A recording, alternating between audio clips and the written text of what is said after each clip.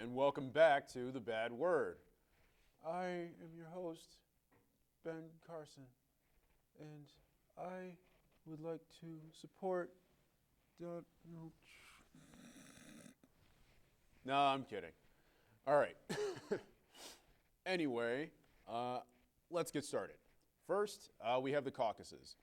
We'll start on the Democratic side with Bernie Sanders, who in Michigan, he raised a 20-point deficit to win the caucuses there. However, he wasn't so lucky in Mississippi, where he suffered a beating worse than I would take if I dated a white woman there. Hillary Clinton garnered 80% of the votes, while Sanders only gained 20%. And just to make matters worse, Hillary Clinton swept all 5 states in Super Tuesday last week, or 2 weeks ago. I don't know when this is going to air. We have a lot of production problems. It could take a while. Just bear with me. Anyway, Hillary Clinton swept all 5 states in the last Super Tuesday. And she did that despite a Gallup poll showing that she has a 53% unfavorability rating. Yet, she's still winning states. So here's my theory about this. Well, if you like Bernie Sanders, and the numbers would suggest that people do, he actually had, in that same poll, he had the highest likability. So if you like Bernie Sanders, it would lead me to believe that you agree with him and that you would vote for him. But I feel like people have this block that Hillary Clinton already has the nomination locked up. Seems like people think that her candidacy is inevitable. So they just vote for her anyway. And that you can't do that. See, if you like someone and you agree with someone, don't let your I guess this would, in a sense, be political apathy. I don't know. You're basically just kind of giving up. Don't give up. Stick to your principles. Because the way I see it,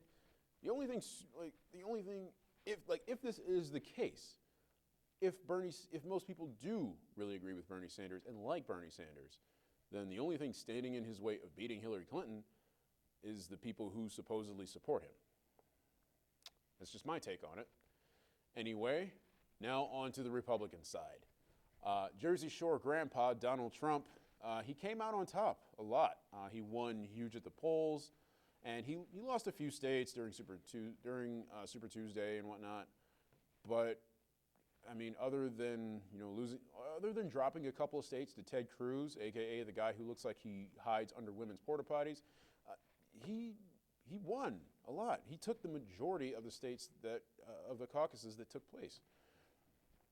And if that wasn't enough, like during this run, he proved that the blacks, as he calls them, I'm pretty sure he said that.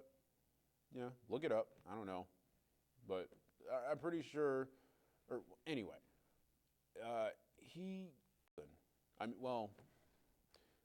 okay, I guess blacks don't love him because, frankly, I don't consider Ben Carson black. He's about as black as Stacey Dash. So, yeah. But it was funny, like the way he endorsed him, because he said that there were 2 Donald Trumps, which I'm not sure what that means. Like, I don't know if there's another Donald Trump who's not an asshole, like a Donald Trump who loves Mexicans and Muslims and somehow isn't going to blow up the world the minute someone makes a joke about the smeared cupcake icing on the top of his head he calls hair. But you know what? I feel like I'm too hard on Donald Trump. I feel I'm too hard. I might be a little too hard on the Donald. I mean, this is a guy, he lies about a lot of things. Like, a lot.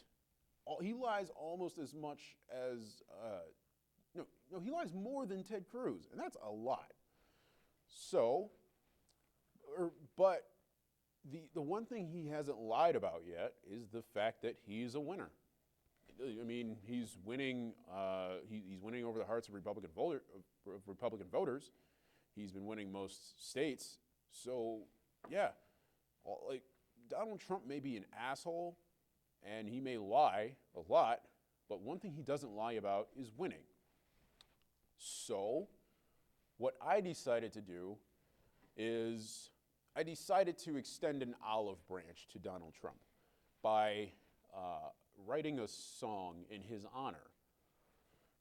And so what I did was I looked up the lyrics to "All I Do Is Win" by DJ Khaled.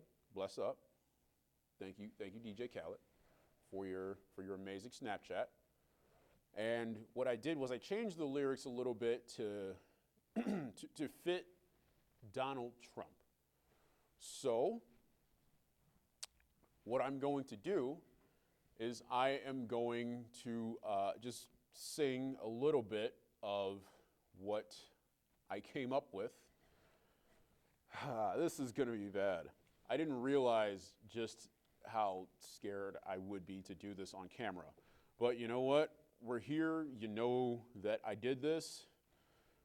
So, fuck it. Here we go. Let me just get my watch ready. I wish I had sunglasses to perform this. I think it would make me feel tougher.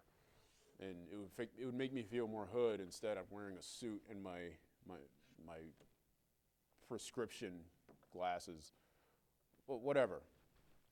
We're going to do this. All right.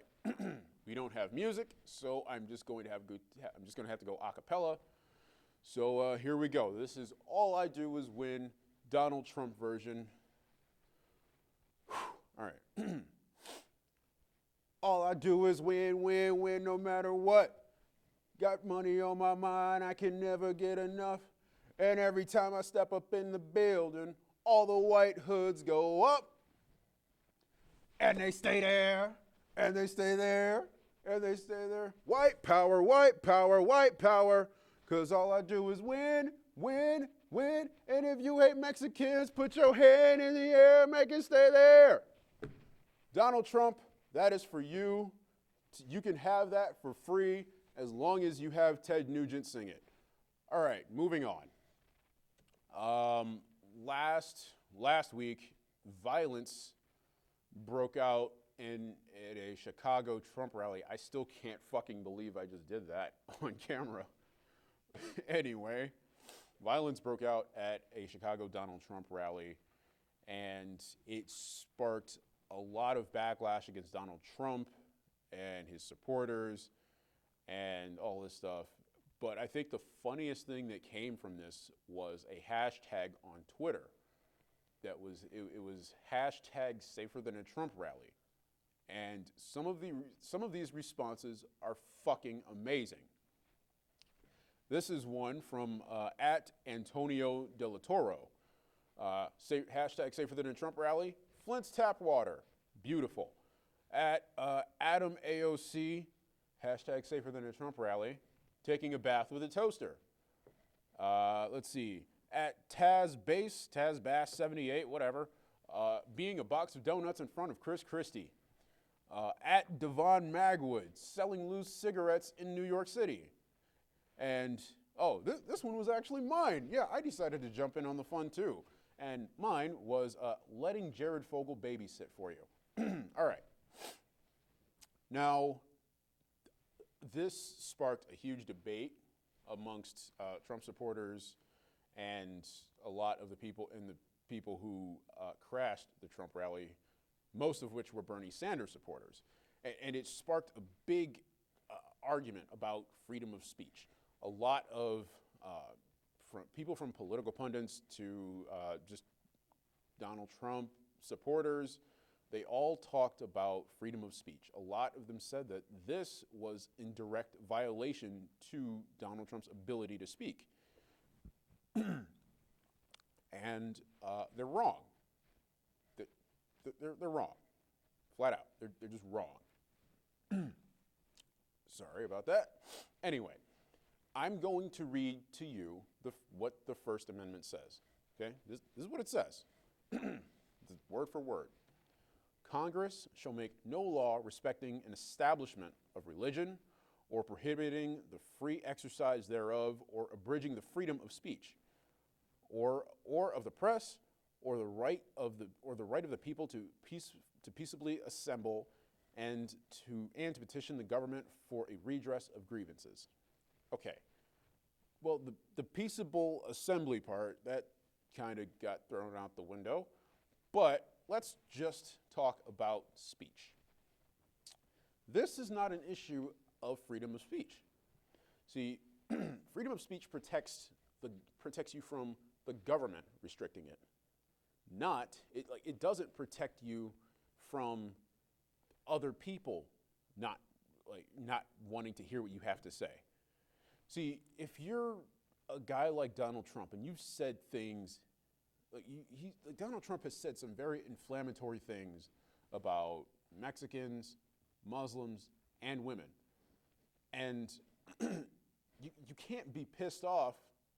You can't say that your rights are being taken away when people get sick of hearing what you have to say.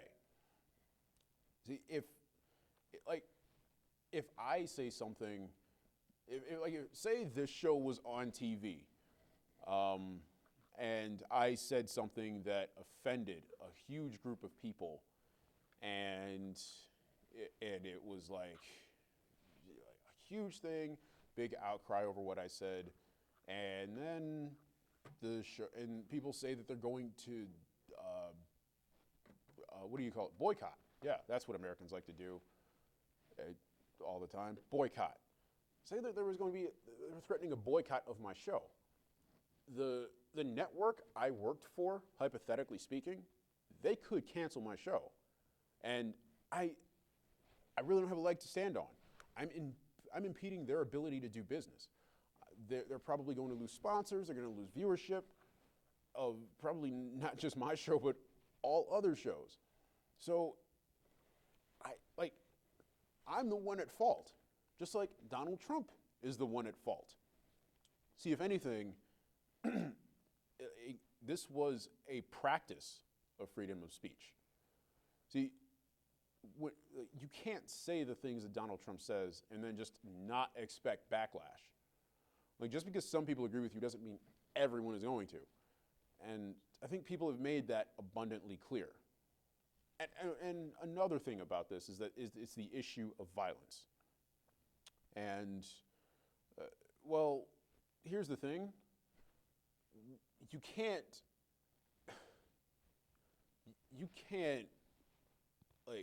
tell your supporters to punch a guy or say, get him out of here, or say things like, if people did that in the old days, they would leave on a stretcher. Donald Trump supporters are nuts, okay? Most of them are. I mean, you have a few who say, I don't like all the things he says, but he's going to, end immigration. He's not, but some people believe that.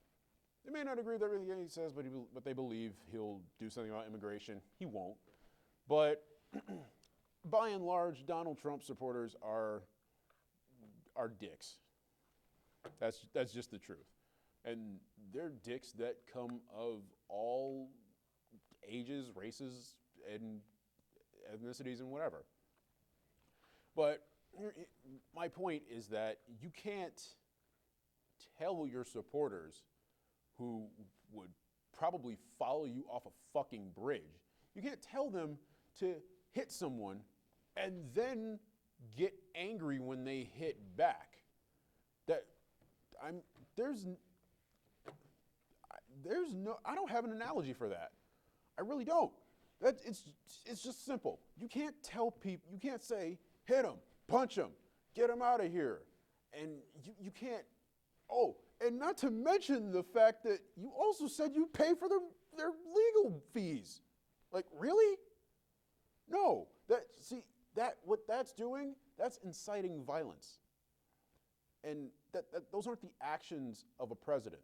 Those are a president doesn't incite violence against those who disagree with him or her.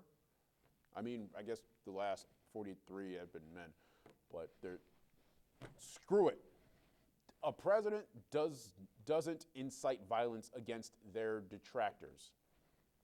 Like that's what a dictator does, a totalitarian, a despot, or what Donald Trump is, Hitler. Like he's Hitler. This is the kind of thing Hitler did.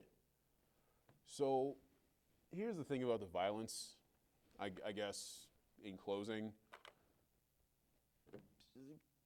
You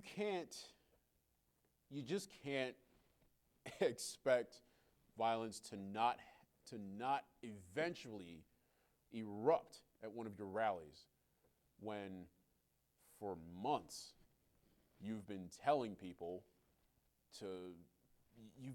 your supporters to be violent. The truth is, eventually someone's going to fight back. And Donald Trump learned that. He learned that people are going to fight back. Now, is he going to change his rhetoric? Probably not. But I don't know. Maybe him getting punched in the face or possibly shot maybe that'll change it. I don't know. But knowing Donald Trump, he would probably just say, I survived an assassination. I'm unbeatable. Fuck everybody. Ah. Anyway, moving on.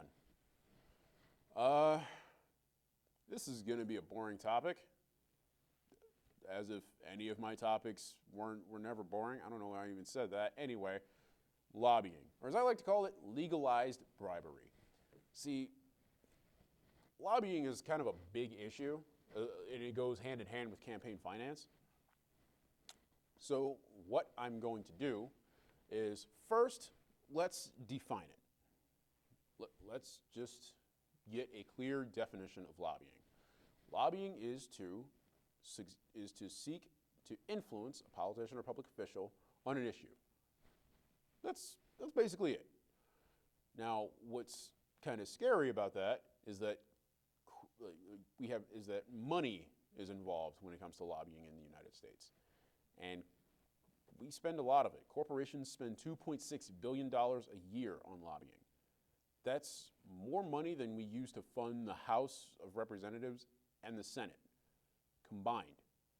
So we basically spend, we don't, but more money is spent getting people elected and telling them how to do their jobs than is actually used to help them do their jobs effectively, and that's terrible. But let's look at a little bit of history regarding lobbying. Lobbying has definitely changed. It's always been around in American politics, but it hasn't been quite the just making it rain on candidates while they dance for you like a political strip club. Now, see, here's how it went. See, in the early 1900s, early and mid 1900s, you had lobbies, but you had the women's rights lobby and the civil rights lobby. And those lobbies, they helped get women the privilege to vote, and they helped pass the Civil Rights Act. Now, business lobbies were there, but they weren't nearly as powerful. See, they weren't as powerful or as effective as they are today. However, in 1972, that all changed. See, the Business Roundtable was formed by the top CEOs in the country, and they formed it to promote a more business-friendly public policy. Pay attention a little bit, my bad. Now, they made it their sole purpose to maximize their lobbying efforts and make it more efficient for them, and effective for them. And it worked. Just a few of the things that they were able to pull off because of lobbying. They killed the Labor Reform Act of 1977. They rolled back regulations. They got their own taxes cut, and they helped sway public opinion to be against government intervention in the economy. And from then on, shit just kind of got worse. In 2007, one lobbyist described the 1980s as, and this is a direct quote from this guy, 25 years ago, it was Just keep the government out of our business. We want to we want to do what we want. We want to do what we want to, and gradually that's changed to how can we make the government our partners. Already not a good start. To continue, it's gone from leave us alone to let's work together. Yeah, that's not good. All right, see, we love to talk about what the Founding Fathers would say about our political climate today. Well, I would imagine if they saw what was going on, they'd be about as happy as your mom if she caught you masturbating with your childhood blanket. See, the Founding Fathers, I got that image in my head. It's terrible. I'm sorry for putting that in your head, but it was funny. Anyway, the Founding Fathers would be sick at what they saw today. My basis for that statement is during their time, corporations had expiration dates, and they had limits to what they can sell. So after about 20 or 30 years, a corporation would cease to exist. And now we have corporations that are older than Bernie Sanders and Dick Cheney, and I didn't think anything was older than either of them. But let's go back. You remember what I just said, the political roundtable of 1972? Well, public funding in political campaigns began around 1976 with the passing of the Federal Election Campaign Act of 1971, or FECA for short. Coincidentally, FECA is also short for what that law really was, that being fecal matter. Now, the total spending for the 1976 presidential election campaign, or presidential campaign, was $66.9 million. That's it, which is sad. It's like almost $70 million. I'm like, oh, that's it. But now it's 40 years later. It's 40 years from that campaign. And we are expected or campaign spending is expected to exceed or possibly $5 billion. Let me put that into perspective. The cost of running for Congress alone actually, this isn't putting it in perspective. This is actually adding on to that point. The cost of running for Congress alone has increased 500% since 1984. That's 400% more than income has increased since the same time. So I bet if politicians used all this money that they spend on the political ads to tell you how broke you are, and they just gave you the money, you'd probably be a lot less broke. Like, if we just took that money and used it for something else, we'd probably have a lot less issues. Less issues from income inequality to less issues from what happened in Flint, Michigan. But that's just one man's opinion.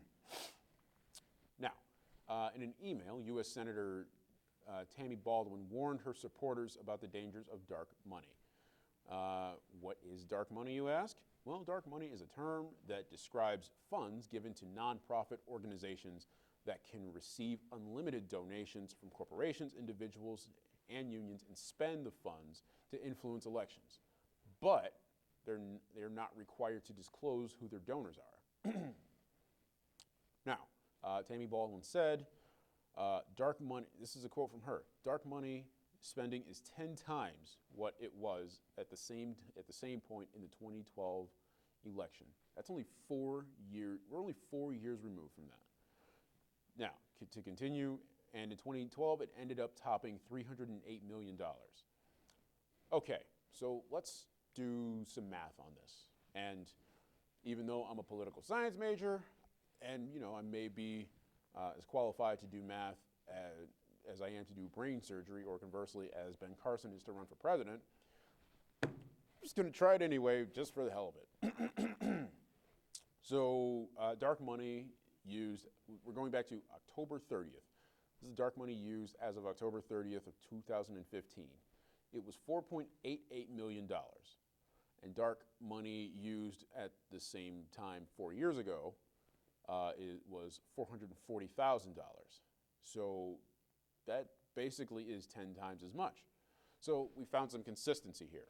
So and that means that we can assume that we will spend 10 times as much we'll have 10 times as much dark money involved in this election as we had in the one 4 years ago. So if you remember, dark money was $308 million. Multiply that by 10, and that gives you $3.08 billion. Remember that $5 billion figure I talked about earlier? Well, we're getting pretty close to it. And just so you know, that's the money that we really don't even know about. Yeah, let it sink in, all right? Just going to give it a second. Ready? All right.